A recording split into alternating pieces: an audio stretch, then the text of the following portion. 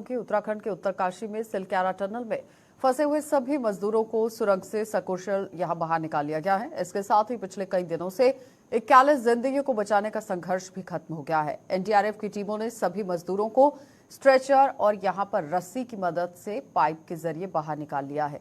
इस मिशन में यहां 48 मीटर की ड्रिलिंग के बाद ऑगर मशीन मलबे में ही फंस गई थी और इसके साथ ही अंतिम 10 से 12 मीटर की खुदाई यहां रेड माइनर्स की तरफ से और इसकी मदद से की गई है। और प्रधानमंत्री नरेंद्र मोदी, उत्तराखंड के सीएम पुष्कर सिंह धामी, उनके साथ ही कई नेताओं और देशवासियों ने टनल में चलाए गए सफल रेस्क्यू ऑपरेशन पर खुशी जता दी है। वहीं सभी 41 मजदूरों को एक बार फिर से नया जीवन मिलने से मजदूरों के परिवारों में खुशी की लहर है।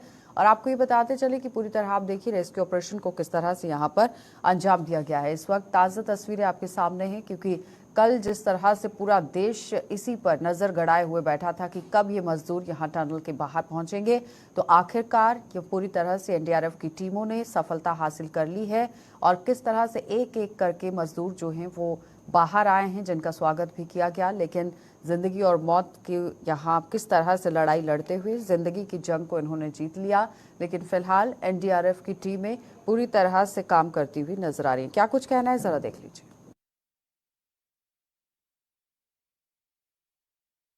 लगे हुए सभी कर्मचारियों को, सभी कार्मिकों को, सभी विशेषज्ञों को, सभी हमारे वैज्ञानिकों को, सभी भारत सरकार की संस्थाओं को और एक एक व्यक्ति, हमारा एक एक व्यक्ति जो मीडिया से भी थे, उन समेत मैं सबका धन्यवाद करता हूं कि इस बहुत ही कठिन और चुनौतीपूर्ण काम को सभी लोगों ने अपना सहयोग प्रदान किया।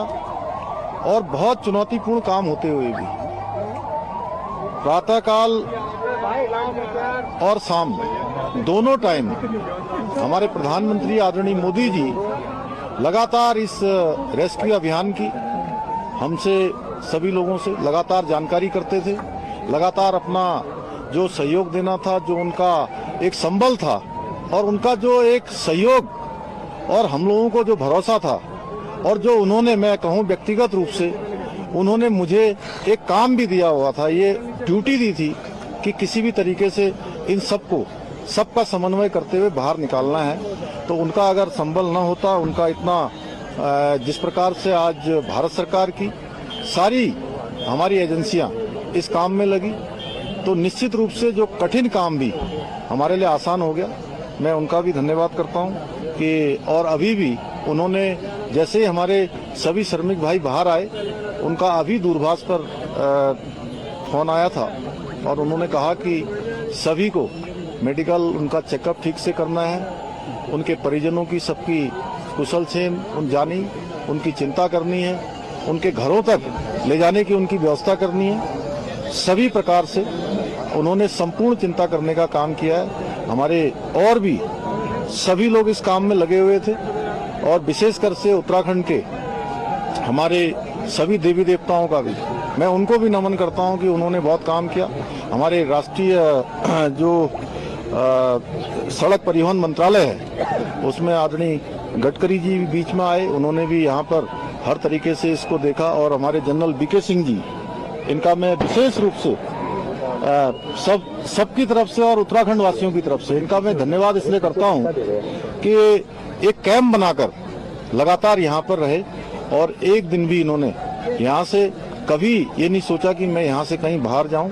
और इस कठिन काम को लोगों को लगातार संबल प्रदान करने का काम, उनको प्रोत्साहन करने का काम, और पूरा हमारा जहां सभी एजेंसियां लगी हुई थी, वहीं पीएमओ के भी सभी अधिकारी अपने अपने तरीके से इस पूरे अभियान को अपना सहयोग प्रदान कर रहे थे, योगदान प्रदान कर रहे थे।